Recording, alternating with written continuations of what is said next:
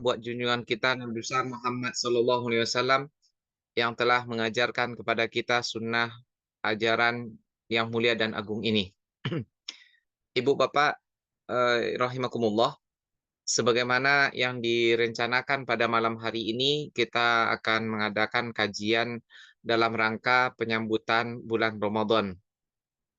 Dan mungkin untuk lebih memudahkan, saya akan men-share sebuah tulisan. Mungkin nanti juga bisa kita bagi-bagi gitu. Eh, Ibu bapak yang dimuliakan Allah, nah, bisa kelihatan ya. Gitu. Pada malam hari ini, sebagaimana rencana kita, kita akan memperingati mempersiapkan diri untuk menghadapi bulan Ramadan atau Tarhib Ramadan. Dan kita biasanya ya, setiap imam kalau di Arab itu kalau memulai sholat begitu, dia akan mengatakan istau wa antadilu, saf diluruskan dan dirapatkan, wasudul khalal, dan tutuplah celah-celah. Dan ada yang menambah begini, ya, sallu salatan muaddi', ya, salatlah dengan salat perpisahan. Kenapa? Boleh jadi ini adalah salat yang kita lakukan terakhir kali dalam hidup kita, karena setelah ini kita akan berpisah dengan dunia. Dan begitu seharusnya setiap kali kita beribadah, apapun ibadah yang kita lakukan, seolah-olah itu adalah ibadah kita terakhir. Dan kalau hal tersebut ada di dalam hati kita, tentu kita akan menampilkan atau mempersembahkan ibadah yang terbaik kepada Allah Subhanahu wa taala. Oleh karena itu, kita bayangkan andaikan ini Ramadan terakhirku, ya. Di malam 15 Sya'ban kemarin, Allah Subhanahu wa taala menuliskan untuk kita seperti planning setahun yang akan datang. Bagi orang yang masih ada umurnya sampai Ramadan atau Sya'ban yang akan datang, maka penuh catatannya. Tetapi pada malam hari itu, siapa yang ditakdirkan akan meninggal sebelum datang bulan Sya'ban ke depan, dia sudah dipanggil oleh Allah Subhanahu wa taala pada waktu yang sudah ditentukan. Dan kaum muslimin yang dimuliakan Allah, kita tidak tahu apa yang dicatatkan oleh Allah untuk kita pada malam 15 Sya'ban kemarin itu. Oleh karena itu, maka bagi kita setiap saat harus waspada bahwasanya Allah Subhanahu wa taala selalu malaikat Israel selalu mengintai kita dan akan melaksanakan tugasnya, tidak akan terlambat dari yang ditentukan oleh Allah dan juga tidak akan maju daripada yang sudah dituliskan di Lauhul Mahfuz. Ibu bapak yang dimuliakan Allah, sekarang kita akan melihat ya apa yang perlu kita perhatikan di dalam Tarhib Ramadan ini. Begini, Ramadan yang akan datang ini adalah tamu penting. Andaikan ya akan datang umpamanya orang mulia ke tempat kita. Contohnya umpamanya Royan ini akan dikunjungi oleh presiden. Kira-kira apa yang dilakukan oleh seluruh guru-guru dan staf di Royan? Pasti mereka akan bersungguh-sungguh serius sekali mempersiapkan segalanya. Sebulan sebelum itu sudah sibuk dengan kesibukan yang luar biasa. Dan Ibu Bapak yang dimuliakan Allah, yang akan mendatangi kita beberapa hari berikut ini bukanlah tamu manusia atau seperti yang kita saksikan sehari-hari, tetapi yang kita temui atau yang akan datang kepada kita menjadi tamu mulia kita adalah sebuah bulan yang sangat mulia, di mana bulan itu akan menghabisi dosa-dosa kita dan akan melipat gandakan amal kebaikan kita. Sebagaimana dalam hadis yang diriwayatkan oleh Abu Hurairah yang kita tampilkan ini, Rasulullah Shallallahu Alaihi Wasallam mengatakan, apabila datang awal malam bulan Ramadan, setan-setan dan jin-jin pembangkang dibelenggu. Pintu-pintu neraka ditutup dan tidak ada satupun yang terbuka. Pintu-pintu surga dibuka dan tidak satu pun yang tertutup. Dan malaikat pemanggil berseru, wahai yang menginginkan kebaikan, segeralah menghadap. Dan wahai yang menginginkan keburukan, tahanlah.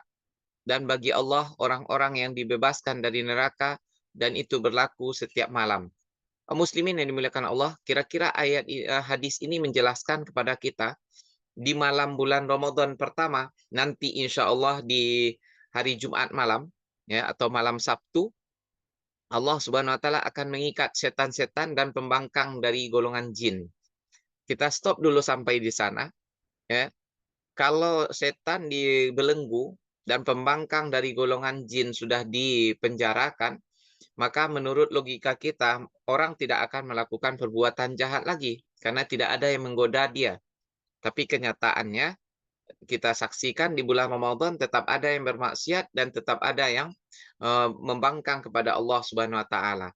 Apakah hadis ini bohong?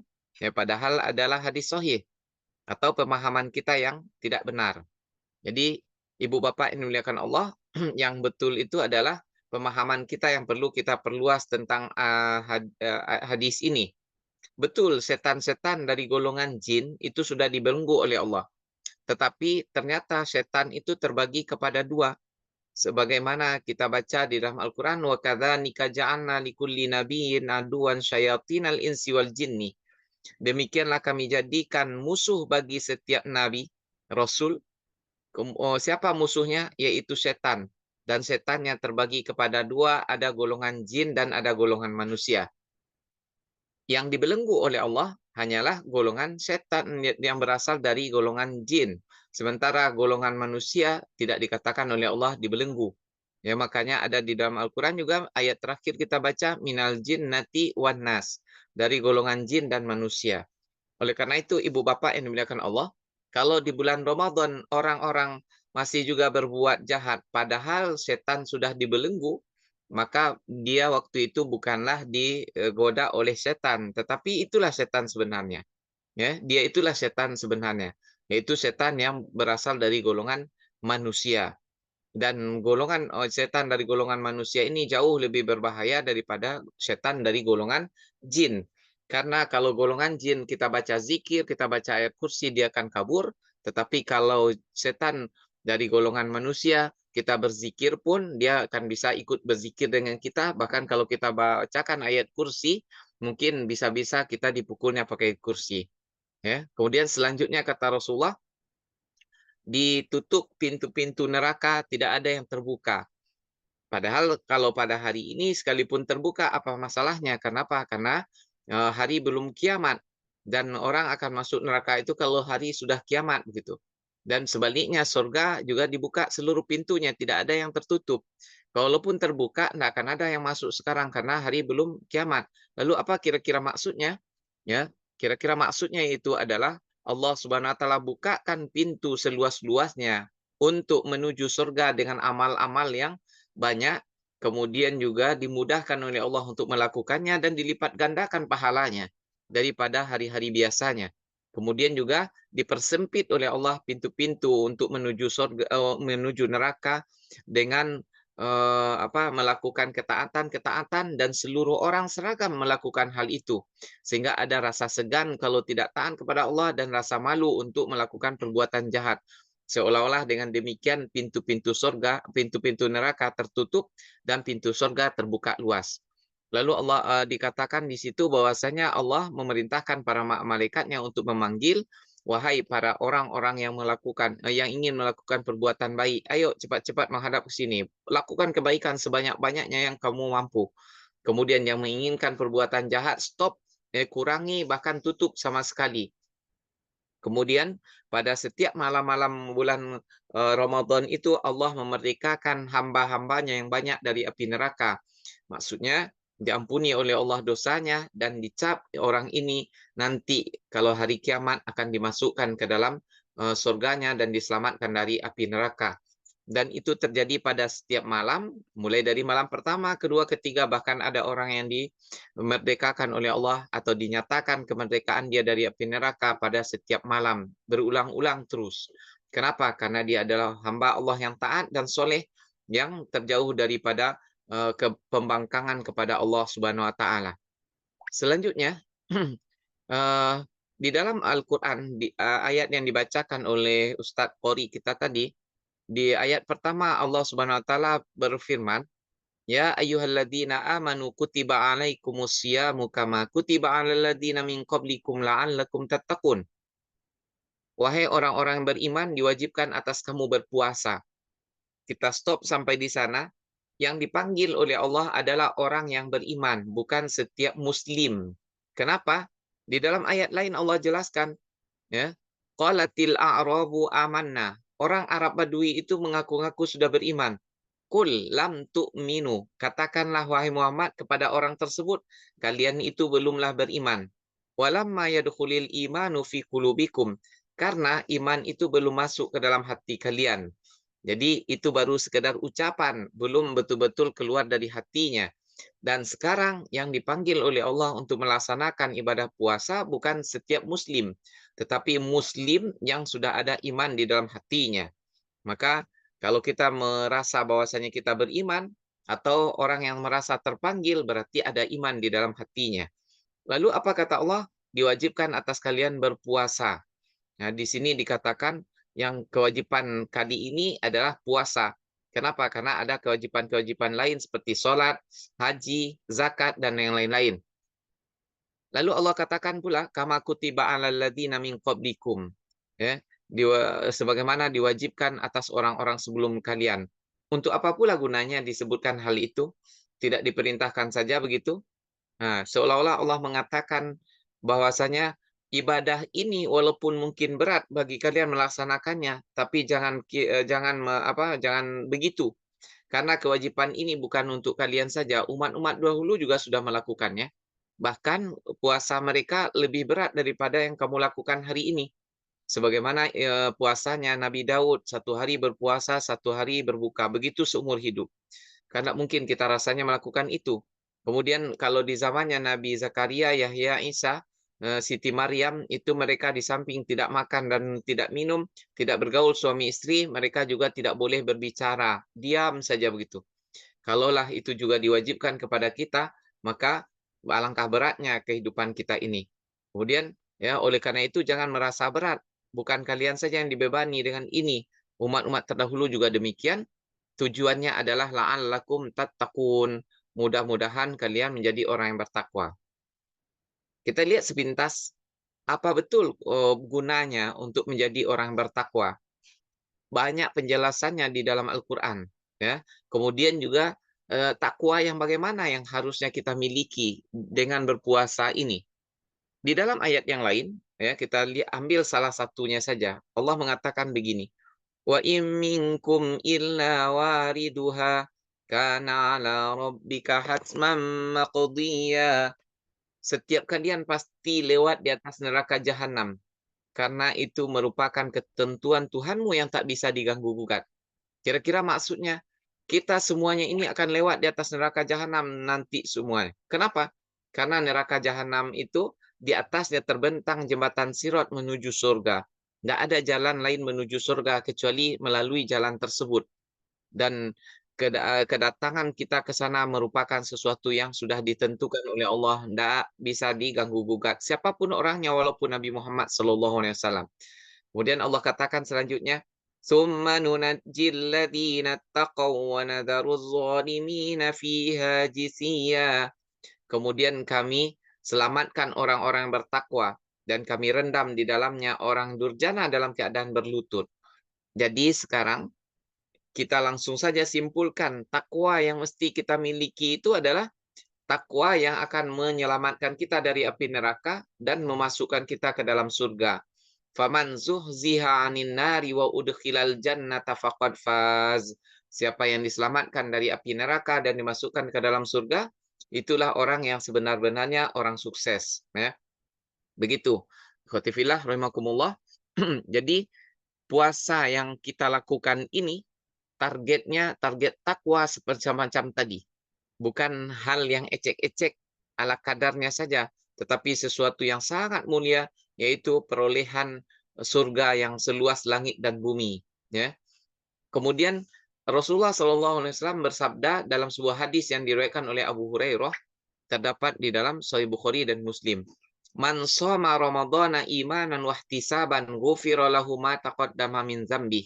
Nah, ini yang harus kita camkan baik-baik, bukan sekedar puasa saja.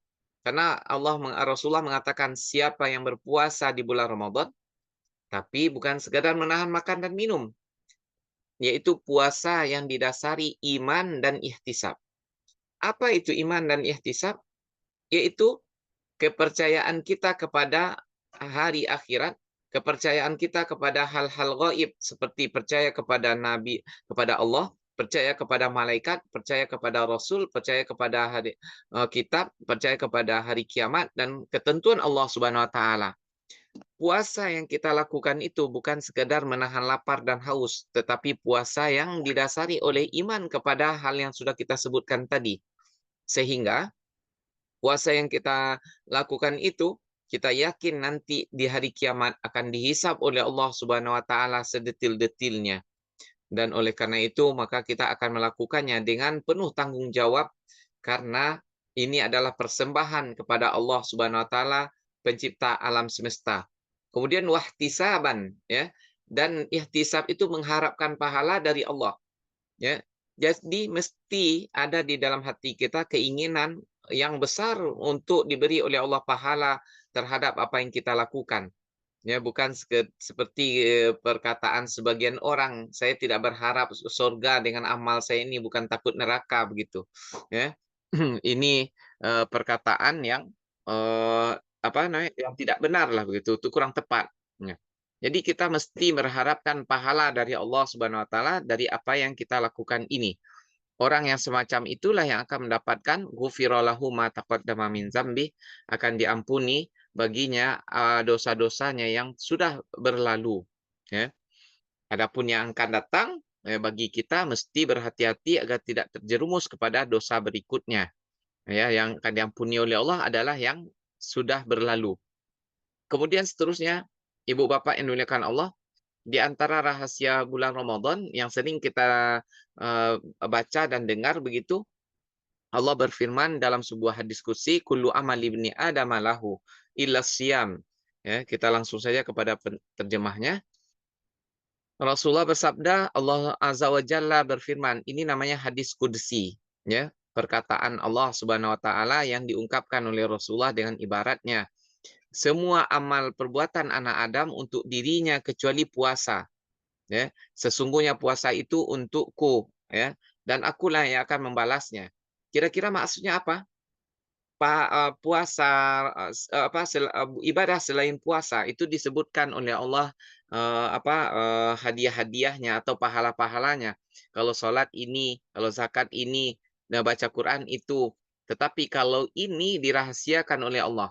Kenapa? Karena dia juga ibadah rahasia, di mana Allah tak sebutkan bagaimana bentuknya pahalanya selain dikatakan orang yang berpuasa itu adalah tempatnya di surga Ar-Rayyan, ya, tapi bagaimana bentuk di dalamnya itu adalah sebuah misteri. Kenapa? Karena juga amal ini adalah amal rahasia antara seorang hamba dengan Tuhannya saja. Oh, bahkan orang yang di sampingnya tidak tahu kalau dia itu berpuasa atau tidak, seperti suami istri begitu, ya. Ternyata dia di balik belakang minum umpamanya atau makan. Ya. Puasa adalah perisai. Apabila seseorang di antara kamu berpuasa, janganlah berkata kotor atau keji atau perkataan cabul dan berteriak-teriak, sogop, ya. Apabila ada orang mencaci makinya atau mengajak bertengkar, katakanlah sesungguhnya aku sedang berpuasa. Demi Allah yang jiwa Muhammad berada di tangannya, sesungguhnya bau mulut orang berpuasa itu lebih harum di sisi Allah daripada aroma minyak kasturi. Maksudnya adalah nilainya di sisi Allah. Kalau zahirnya tetap saja busuk, ya. Yang namanya puasa ialah bagi orang yang berpuasa ada dua kegembiraan, yaitu kegembiraan ketika berbuka puasa, ya, dan kegembiraan ketika bertemu dengan Rabb-nya. Bahkan kegembiraan ketika berpuasa ini dimiliki oleh siapapun. Ya, walaupun orang Kristen, ya, pernah saya mendengar ada orang Kristen dia ikut berpuasa sesama dengan orang Muslim begitu, dengan tata cara yang persis sama, dia pakai sahur pula dan tidak makan minum walaupun setetes di siang hari, dan dia berbuka di waktu maghrib. Cuma harapan dia apa dengan demikian? Karena dia merasa bahagia di waktu berbuka puasa itu. Maka dia lakukan, bukan karena Allah Subhanahu wa taala, ya. Jadi apa namanya, kegembiraan itu walaupun tidak didasari oleh iman akan ditemukan, ketika di dunia, tetapi kegembiraan di akhirat nanti tidak ditemukan kecuali bagi orang yang ikhlas saja lillahi ta'ala, ya. Kenapa? Karena, kegembiraannya adalah bertemu dengan Allah Subhanahu wa taala. Sekarang, ikhwati fillah rahimakumullah, ibu bapak, yang saya hormati, bagaimana jika yang akan datang ini adalah Ramadan terakhirku? Ya, kalau seperti tadi kita gambarkan, tamu agung, sekarang adalah Ramadan yang lebih agung daripada itu semua, yang akan menghabisi dosa-dosa kita dan melipat gandakan amal ibadah kita. Oleh karena itu, tentu saja perlu jauh-jauh hari kita mempersiapkan segala-galanya. Dan sekarang tidak terlalu jauh, tinggal seminggu lagi atau 8 hari lagi kita sudah mendapatkan bulan Ramadan tersebut. Oleh karena itu, maka yang perlu kita lakukan adalah menata diri sebelum datangnya Ramadan dengan persiapan terbaik. Ya, ketika kita umpamanya mau ikut lomba, maka jauh-jauh hari kita sudah ikut mengadakan pelatihan-pelatihan yang betul dan benar serta intens, bukan ala kadarnya begitu. Agar Ramadan menjadi Ramadan paling produktif dan paling berkualitas selama hidup kita. Ya, kita jauh-jauh hari sudah mempersiapkan diri begitu. Ah, Ibu Bapak yang dimuliakan Allah, sebagaimana yang dikatakan tadi, yang akan kita temui ini adalah tamu, tamu agung. Dan tamu agungnya itu datangnya bukan 1 jam, 2 jam, tetapi sebulan penuh. Oleh karena itu, pelayanan kita kepada dia butuh tenaga yang yang kuat, kemudian pikiran yang serius, perhatian yang betul-betul dari hati. Dan kita lihat umpamanya, ya, bagaikan orang berlomba atau bertanding yang bisa ikut dalam pertandingan sampai ke babak final adalah orang yang jauh-jauh hari sudah berlatih. Tidak akan mungkin umpamanya orang semacam t-shirt, ya, naik ke ring tinju, kemudian dia tak pernah latihan sebelumnya atau latihannya ala kadarnya saja. Sementara Tyson itu dulu, ya, bagaimana dia bisa menjadi juara dunia berulang-ulang, dia setelah mengalami latihan yang luar biasa. Begitu juga si Khabib, ya, itu tidak, dia 29 kali bertanding, tidak pernah kalah satu kali pun. Kenapa? Karena dia jauh-jauh hari sudah mengadakan latihan yang sangat luar biasa. Dan begitu juga kiranya ibu bapak ketika Ramadan nanti, bagi orang yang sudah terbiasa berlatih untuk taat sepanjang tahun, insya Allah dengan datangnya Ramadan dia akan selalu konsisten dalam ketaatan sampai akhir. Tetapi bagi orang yang tidak terbiasa dalam ketaatan, hari pertama, kedua, ketiga masjid penuh. Hari keempat mulai menyusut. Hari ke-15 ya tinggal separuh. Dan hari terakhir 10 terakhir tinggallah orang yang betul-betul biasa ke masjid di luar bulan Ramadan sekalipun. Ya, penduduk asli saja yang tinggal lagi. Adapun pengunjung dan perantau sudah balik lagi ke kebiasaan dia masing-masing. Oleh karena itu, supaya kita tidak berguguran di bulan Ramadan, maka masih ada 8 hari ini untuk mempersiapkan segalanya. Apa kata Ibnu Athaillah As-Sakandari, yaitu seorang ahli sufi yang lurus, ya. Dia mengibaratkan persiapan menyambut Ramadan ini dengan suatu kalimat, "Man lam yakun lahu bidayatun musyriqah, lam yakun lahu nihayatun muhriqah." Siapa yang awal kegiatannya tidak cemerlang, tidak akan berakhir dengan gemilang. Di awalnya saja tidak memukau, ya, bagaimana pula terakhirnya terserah Anda. Jadi, ibu bapak yang dimuliakan Allah, kalau di awal-awalnya ini, cemerlang begitu, insya Allah berikutnya itu akan mendapatkan kegemilangan-kegemilangan. Ya, tapi kalau di awalnya saja sudah santai, sudah goyang-goyang begitu, sudah malas, tidak akan ada harapan pada akhirnya akan, dahsyat begitu, akan bagus. Nah, sekarang kita lihat satu persatu apa persiapan yang perlu kita lakukan sebelum datangnya bulan Ramadan. Nomor satu tentulah persiapan keilmuan. Kenapa? Karena ibadah di dalam agama kita ini tidak ada yang kita lakukan tanpa didasari ilmu. Makanya kata ulama termasuk Imam Bukhari, yaitu al-ilmu qablal amal. Ilmu itu sebelum beramal. Kenapa? Karena man amila bi ghairi ilmin fama yufsiduhu akbar. Siapa yang beramal tanpa tanpa dibekali ilmu, ya, maka kerusakan yang dia lakukan akan lebih besar daripada manfaat yang diperoleh. Kalau kita pokoknya melakukan hal sederhana saja, tapi kalau tidak didasari oleh ilmu, tidak ada berarti. Namun walaupun sederhana yang kita lakukan, nah, didasari dengan ilmunya, maka dia akan luar biasa. Ya, Ibu bapak yang dimuliakan Allah, kadang-kadang saya begini, ya, sering menemukan pertanyaan-pertanyaan yang sangat sederhana sekali. Ya, tapi karena kita sudah belajar banyak dulu, maka terasa sangat enteng begitu. Kok hal yang seperti ini ditanyakan orang juga ya? Padahal kan sederhana begitu. Karena kenapa? Karena tidak pernah diacuhkan atau tidak pernah dipedulikan hal-hal seperti itu. Walaupun dia sepele sebenarnya, tetapi tidak mengetahui tentang hal itu, maka dia tidak juga akan bisa mendatangkan amal yang sesuai dengan aturan Allah dan Rasul-Nya, tidak sesuai dengan yang diinginkan sebenarnya. Oleh karena itu, ibu bapak yang dimuliakan Allah, sebelum datangnya bulan Ramadan, ya ada baiknya kita melakukan persiapan dengan menambah ilmu kembali atau memurojaah mengulang-ulang buku tentang puasa, mulai dari syaratnya, rukunnya, sunnahnya, hal-hal yang membatalkannya, dan hal-hal yang dibolehkan di bulan Ramadan begitu. Dan untuk itu saya sarankan ibu bapak semuanya membeli kitab ini, ya. Aduh, nggak jelas ya. Ini fikih Islam Sulaiman Rashid. Harganya kalau di Shopee belinya cuma 28.000, ya. Kalau di toko buku di bawah Masjid Taqwa itu harganya cuma 30.000, ya. Jadi fikih Islam ini perlu dimiliki oleh setiap rumah muslim, sekurang-kurangnya satu lah. Nanti baca di bab tentang puasa untuk mengulang-ulang apakah puasa kita selama ini sudah benar atau masih banyak yang harus diperbaiki. Dan kita tidak pernah berhenti belajar sampai akhir hayat, ya. Utlubul ilma minal mahdi ilal lahdi. Ya, dengan kesederhanaan dengan ilmu yang mantap, walaupun perkaranya sederhana akan melahirkan hasil yang sangat luar biasa. Tapi walaupun itu adalah sesuatu yang luar biasa mungkin, tapi tidak didasari ilmu, dia menjadi hal ecek-ecek murahan itu, kaleng-kalengan gitu. Ikhwati fillah, jadi ini persiapan pertama, al ilmu qabla al amal, berilmu sebelum beramal. Alangkah banyaknya orang yang beramal tanpa didasari ilmu, maka ya yang terjadi adalah kerusakan yang lebih parah begitu daripada sebelumnya.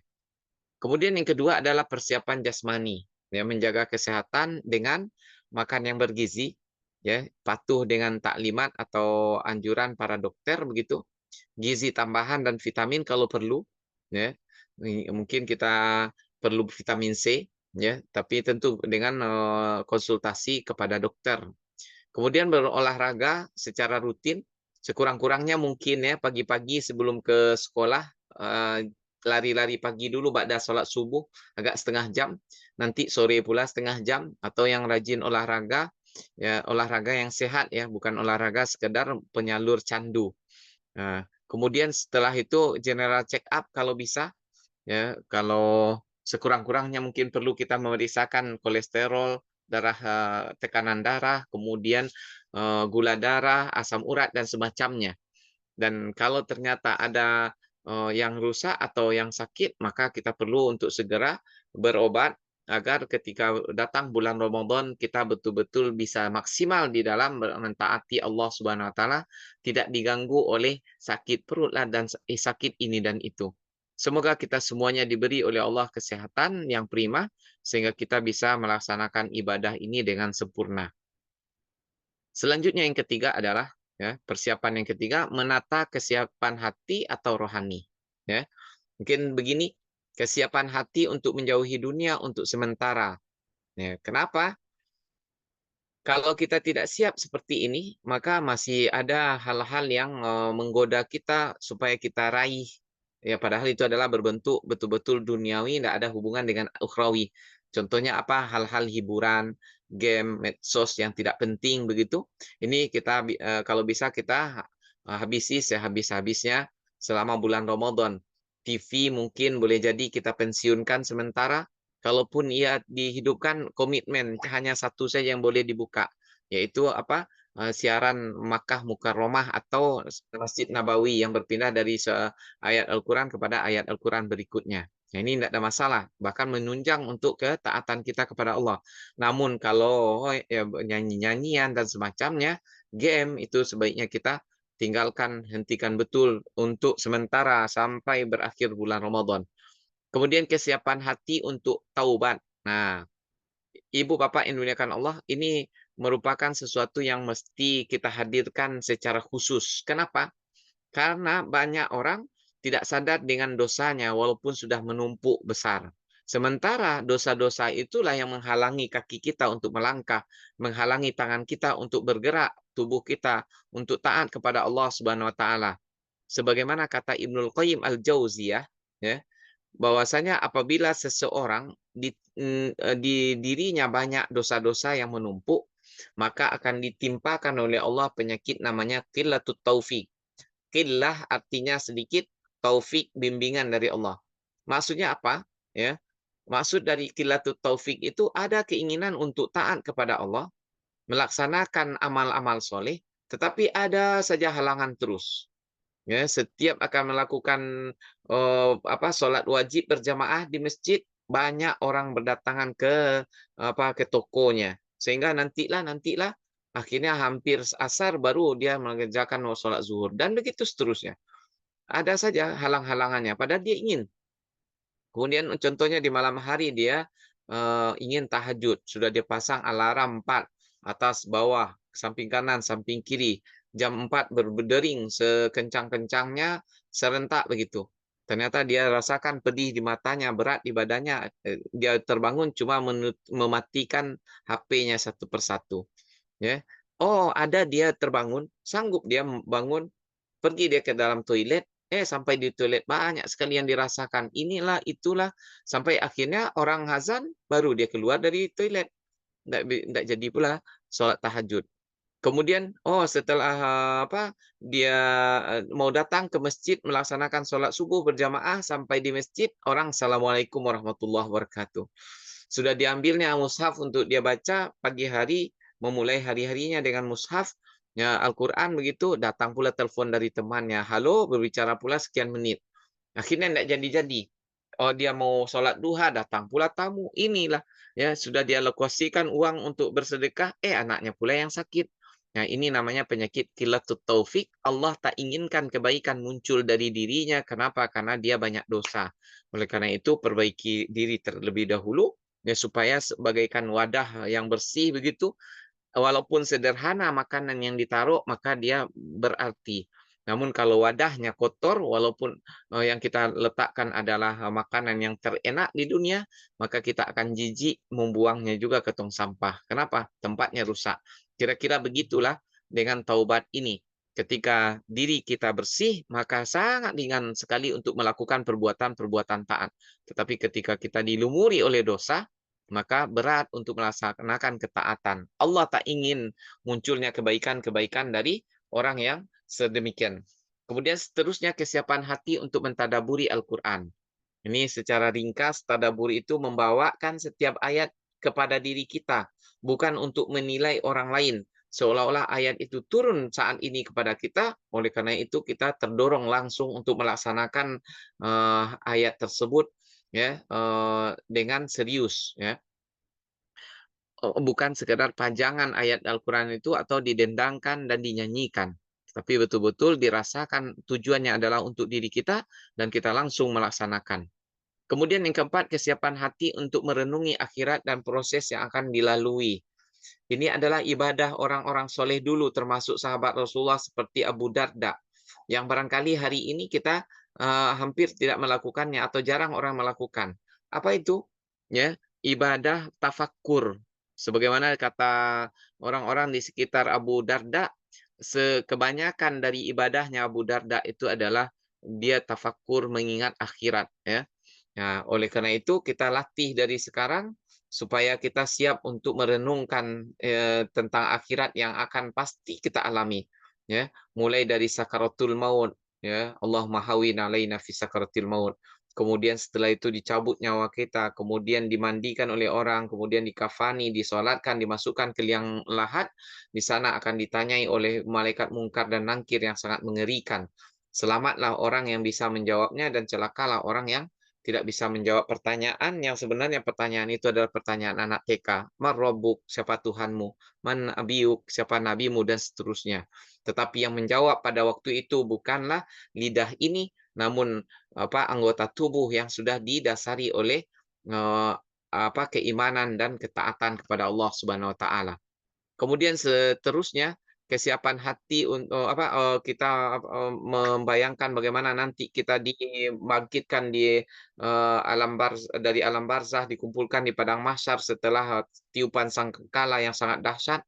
Kemudian kita dihisap dengan sedetil-detilnya, mendapat pencatatan amal dari kanan, nauzubillah dari kiri, kemudian ditimbang amal perbuatan kita sedetil-detilnya. Wa may ya'mal mithqala dzarratin khairan yarah wa may ya'mal mithqala dzarratin syarran yarah. Siapa yang berbuat kebaikan walaupun sebiji atom akan dia lihat pahalanya, dan siapa yang melakukan perbuatan jahat walaupun sebiji atom dia juga akan menanggungkan akibatnya. Nah, hal-hal seperti ini perlu kita muhasabah terus, kita bayangkan bahwasanya inilah yang akan kita lalui sampai akhirnya kita bergoyang-goyang atau berjalan di atas jembatan Sirat yang terbentang di atas jahanam tadi, dan selamat ke dalam surga. Itulah nikmat Allah yang paling tinggi. Kemudian seterusnya, kesiapan hati untuk berlama-lama munajat kepada Allah. Ikhwati fillah, ibu bapak yang dimuliakan Allah, kalau hal ini tidak kita latih dari sekarang dengan membersihkan jiwa dan menghidupkan suasana, maka kita akan bosan. 2-3 doa sudah bosan dia. 4-5 zikir sudah dia tidak mau lagi. Tetapi bagi orang yang hatinya siap untuk berlama-lama bermunajat, semakin panjang munajatnya, semakin banyak zikirnya, maka semakin lezat yang dia rasakan. Kenapa? Karena dia sudah latih dari jauh hari, sudah dia bersihkan jiwanya sebelum didatangi musim ta'ah, musim-musim ketaatan seperti bulan Ramadan tadi itu. Ya, mudah-mudahan kita bisa menata kesiapan hati atau rohani ini dengan sebaik-baiknya. Keempat, selanjutnya ada persiapan menemui malam qadar. Ini persiapan khusus ya.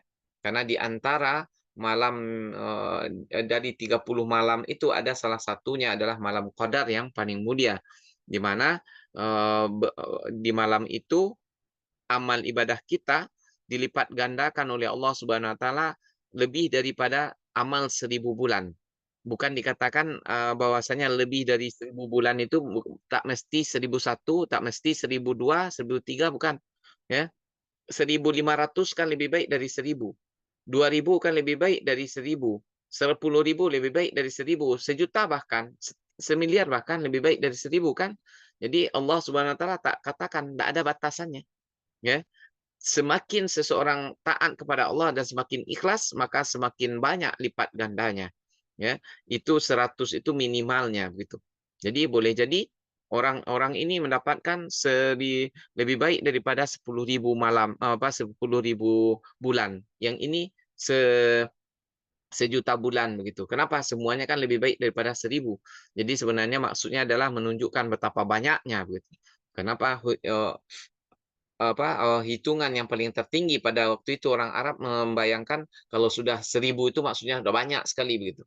Nah, kira-kira demikianlah makna daripada malam Lailatul Qadar yang kata Rasulullah Shallallahu Alaihi Wasallam, man qama Lailatul Qadri imanan wahtisaban.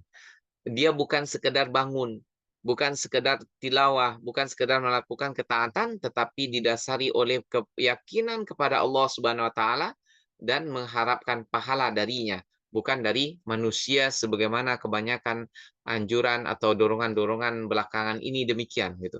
Ya, jadi betul-betul karena Allah Subhanahu wa taala saja. Selanjutnya, yang kelima adalah persiapan untuk membuat time schedule dan mentaatinya. Bukan sekedar bikin-bikin kemudian ditempel tapi tidak ada yang ditaati. Ya, ini perlu kita camkan atau kita seriusi. Kita tulis umpamanya salat berjamaah 5 waktu sehari semalam.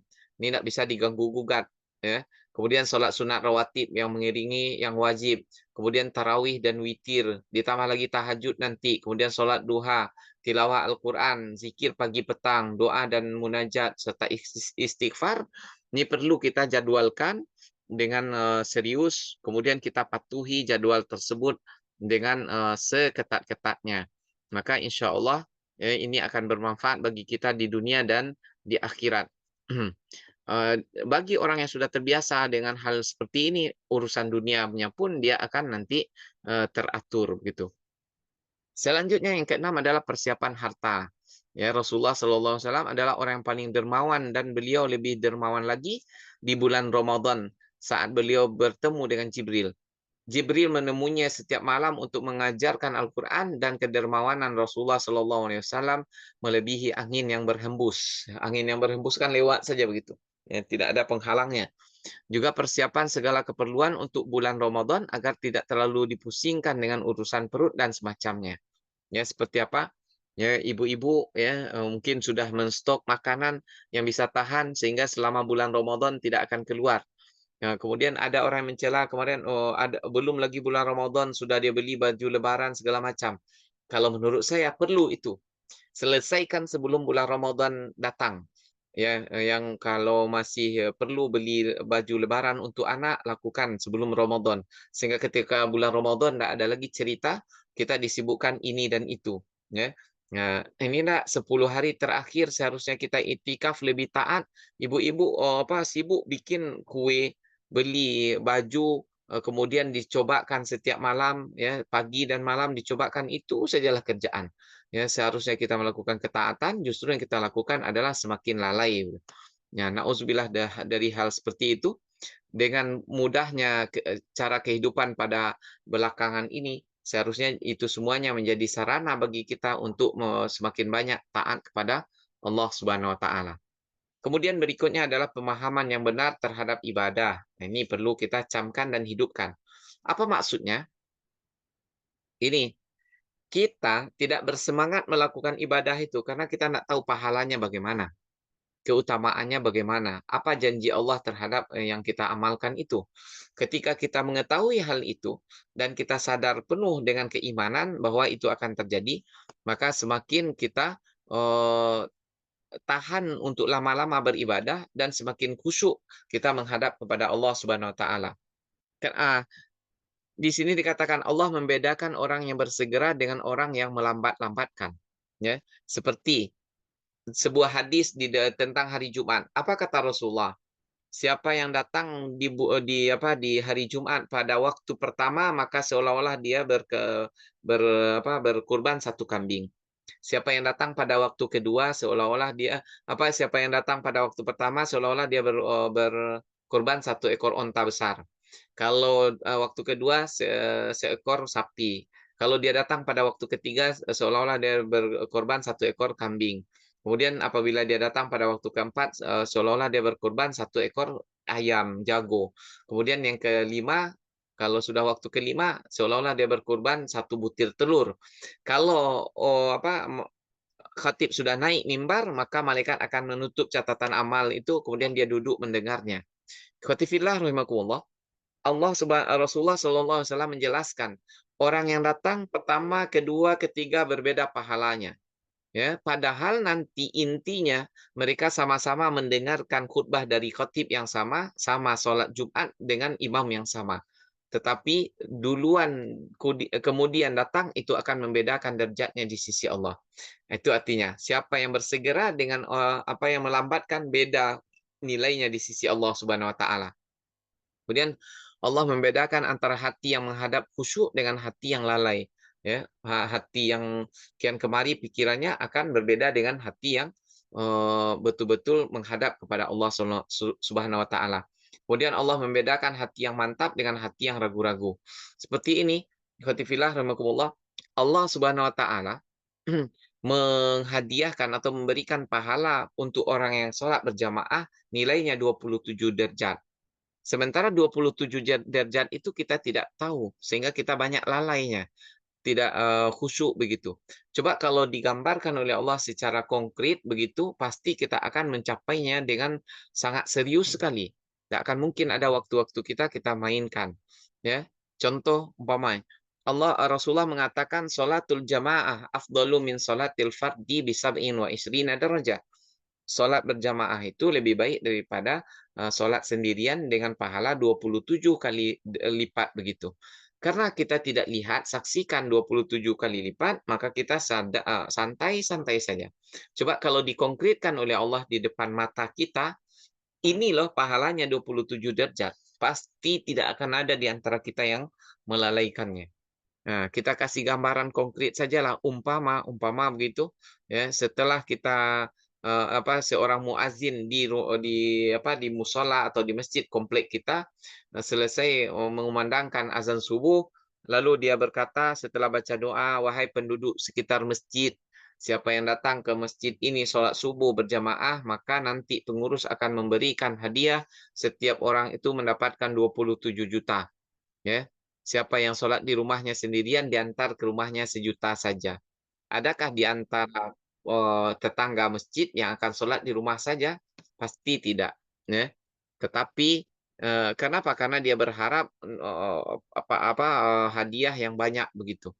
Nah, namun karena akhirat tidak dilihat, maka kita tidak merasa sedih kalau luput daripada kita sholat berjamaah. Ya, bukan seperti Hatim Al-Asam, seorang tabi'in ya yang soleh begitu. Kemudian suatu kali dia terlambat sholat zuhur, kemudian dia menangis sejadi-jadinya. Waktu itu disaksikan oleh sahabat beliau namanya Abu Al-Bukhari ya. Uh, di Turmuzi ya, Al-Bukhari. Kemudian apa kata dia, temannya ini teman dari Hatim Al-Asam ya. Abu Daud Al-Bukhari namanya, Abu Daud Al-Bukhari. Apa kata dia? Dia datang mengunjungi ke rumahnya, innalillahi wa inna ilaihi rajiun.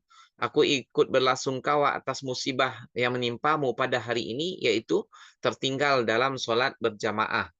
Ya, begitu dia. Kenapa? Karena dia menangis seperti orang kematian begitu.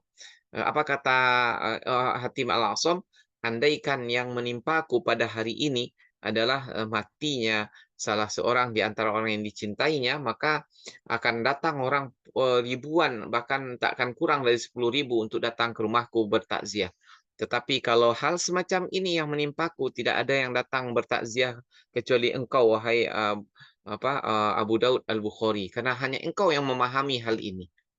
Ikhwati fillah rahimakumullah, karena kita tidak memahami betul bagaimana kemanfaat pahalanya sholat berjamaah, maka kita santai saja ketika dia luput dari kita.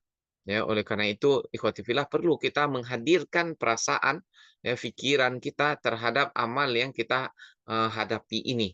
Ya, sehingga setiap detiknya yang kita lalui kita laksanakan dengan sesempurna mungkin. Ya. Kemudian selanjutnya orang yang Allah membedakan hati yang mantap dengan hati yang ragu-ragu. Ya, semakin kuat seiman seseorang, semakin mantap dia untuk melakukan amal itu. Tetapi kalau dia semakin kurang imannya, semakin banyak ragu-ragunya. Ya, yang teringat adalah bagiannya duniawinya atau bagian-bagian yang secara konkret pada hari ini berkurang dari apa yang dia peroleh, dia harapkan begitu. Itu yang menjadi kesedihannya. Namun untuk masalah akhirat dia tidak merasakan sedih tentang hal-hal tersebut. Kenapa? Karena lemahnya iman yang kita miliki. Selanjutnya yang terakhir adalah persiapan keluarga. Nah, ibu bapak yang dimuliakan Allah, ini puncaknya yang perlu kita perhatikan. Hendaknya seluruh anggota keluarga kompak untuk bersama-sama memperbanyak ibadah dan menyingkirkan sebagian masalah duniawi untuk sementara waktu.